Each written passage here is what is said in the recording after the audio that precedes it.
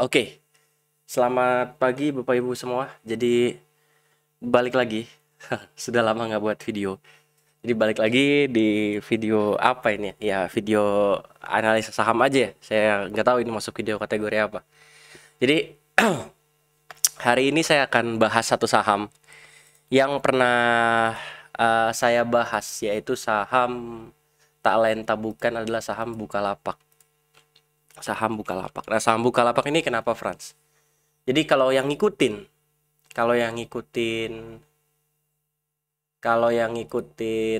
yang ngikutin YouTube saya waktu itu, jadi Bukalapak itu saya bilang bahwa akan turun 50% dari harga IPO, itu hitungan saya, dan ternyata tercapai. 50% ibu harga IPO tercapai, dan saya pun bilang bahwa kalau ada update apa-apa saya akan update Telegram. Dan akhirnya waktu tanggal 21 Desember itu saya bilang kok ke publik.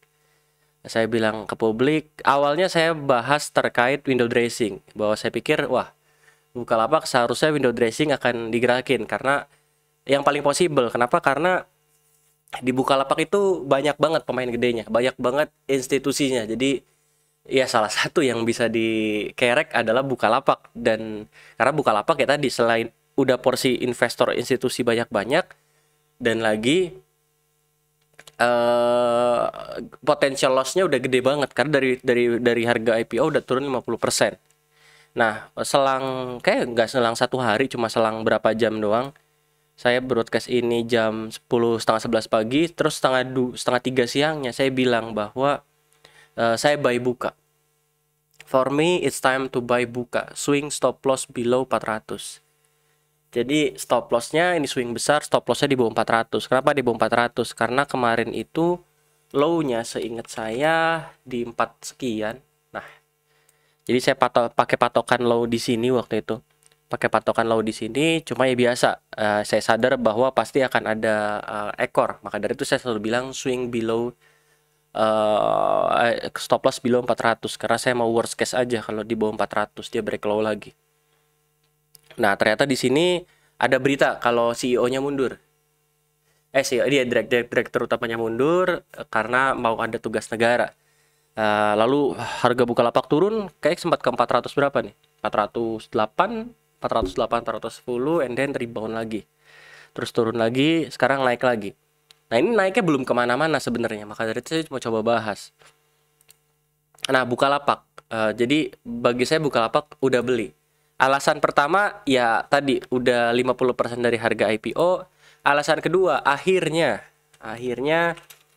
yang saya tunggu-tunggu muncul juga. Apa itu? Ya adalah akumulasinya. Sebentar. Nah, Bukalapak. Oke, jadi akhirnya Bukalapak diakumulasi juga secara masif. Kali ini oleh broker CS. Diakumulasi juga. Ini yang menjadi salah satunya yang menguatkan saya bahwa Bukalapak beneran nih kayaknya reboundnya nih. Akumulasi ini. Karena mulai akumulasi ini. Nah, itu dari sisi bandarmologi dan dari sisi dari sisi teknikalnya. Tadi kan teknikalnya udah ya potential double bottom lah, potential double bottom. Nah, sekarang gimana kalau dari sisi corporate actionnya? Corporate actionnya ini yang menarik. Nah, kemarin tepatnya 2 hari yang lalu malam sebelum sahamnya rally malamnya, itu muncul berita bahwa Bukalapak akan ngambil kepemilikan Alobank atau BBHI. Nah, Alobank atau BBHI. Nah, BBHI itu right issue-nya di 400 kalau saya nggak salah. Sebentar saya cek RTI dulu ya. Nggak usah cek RTI, kita cek di sini aja. Nah, ini adalah laporan keterbukaan informasi untuk Bukalapak. Dia mau ambil shares-nya Alobank. Nah, di sini disebutkan bahwa Bukalapak itu mau ngambil right-nya Alobank sebanyak berapa jumlah sahamnya. Nah, ini perseroan akan memiliki 22497816903 saham. atau mewakili 11% dari Alobank. Oke, Alobank. Total duit yang harus dikeluarkan Bukalapak itu 1,1 triliun. Seharga 478. Sekarang kalau beneran Bukalapak ini akan exercise right-nya, atau dia akan ngambil right-nya sebagai salah satu standby buyer, otomatis kita coba hitungan kasar aja. Set. Oke. Tadi jumlah sahamnya, maaf saya mendadak buka Excel ya, karena saya tipe yang ya udah kita analisa sambil saya praktek. 2497 816 903 dikali harga BBHI sekarang itu ada di angka 8.800. 478. Harusnya ini sama. Tidak sama. Oke. Nah, kalau Bukalapak exercise, otomatis Bukalapak akan untung 20 triliun lebih. Potensial untung atau potensial profit. Jadi unrealized profit ya masuk ya. Belum realis karena dia nggak jual. Dia belum direalisasi profitnya karena dia nggak jual. Tapi secara laporan keuangan, secara balance sheet dia akan positif. 20 triliun. Dia akan positif 20 di laporan keuangan dia akan positif 20 triliun. Kenapa ya? Karena ada nilai investasi yang positif. Yang positif yang semakin naik. Nah, kalau dijual ya kita bahkan bisa, kalau misalkan beneran dijual ya kita bisa lihat bahwa Bukalapak akan untung, akan turn around story dari hasil jualan saham, bukan dari bisnis Bukalapaknya, gitu kan. Tapi menurut saya nggak akan langsung dijual, itu cuma sebagai pegangan mereka, portofolio mereka yang someday mungkin akan dijual, tapi nggak mungkin dia bisa ambil right terus langsung dijual.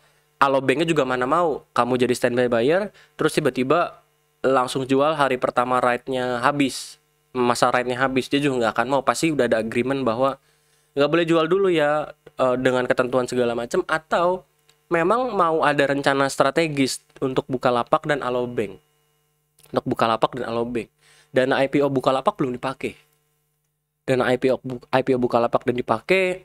Jadi sebenarnya Bukalapak ini kalau dibilang cukup cash rich, atau ya secara likuiditas lagi kaya banget.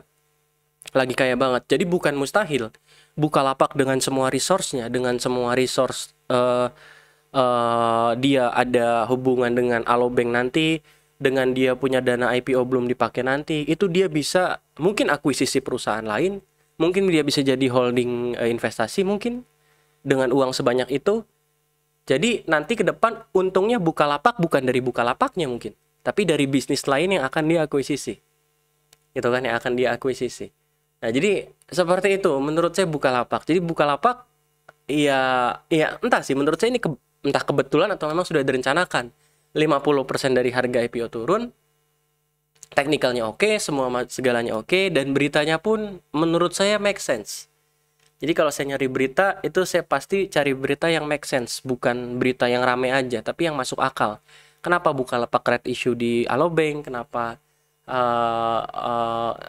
apakah Bukalapak bisa untung dan segala macam? Itu semua kalau disambungin bisa dengan skenario ini. Semalam saya baru kepikiran aja waktu nyetir pulang, makanya baru pagi ini saya buat video. Hari ini 5 Januari jam 8 pagi. Seperti itu. Jadi Bukalapak view saya positif. Saya bukan pom-pom. Oke lah saya punya. Tapi saya bukan pom-pom, bahwa saya analisa ini berdasarkan secara objektif. Dari awal saya analisa Bukalapak itu saya analisa secara objektif. Sampai sekarang mulai naik pun saya analisa secara objektif. Seperti itu. Nanti kalau Bukalapak udah jelek, udah kurang oke, pasti saya akan info lagi. Di mana dia? Di channel Telegram lagi. Karena untuk info-info seperti itu ya harus langsung real time, dan Telegram tempatnya, bukan YouTube. Bahkan dari itu saya juga jarang buat YouTube karena lagi nggak ada waktu aja buat YouTube. Seperti itu. Terus kalau ditanya, Frans, target Bukalapak berapa? Di sini saya berani bilang bahwa target Bukalapak adalah awal IPO, yaitu 835.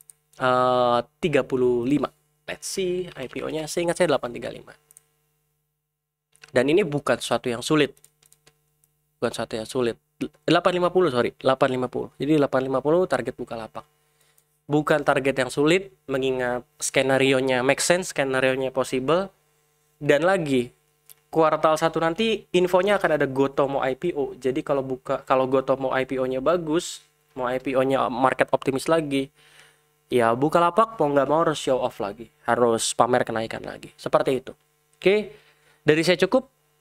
Biar nggak terlalu lama dan video ini bisa diposting langsung. Thank you semuanya, semoga bermanfaat dan ya sampai jumpa di video selanjutnya. Thank you semua.